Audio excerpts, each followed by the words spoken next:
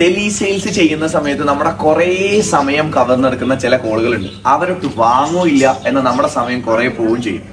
അവിടെ നമ്മൾ ശ്രദ്ധിക്കേണ്ട ഒരു കാര്യമാണ്, ഓരോ ലീഡും ക്വാളിഫൈഡ് ആണോ, ഈ ലീഡ് യഥാർത്ഥത്തിൽ നമ്മുടെ കസ്റ്റമർ ആവേണ്ട ആളാണോ എന്ന് നമ്മൾ ക്വാളിഫൈ ചെയ്യണം.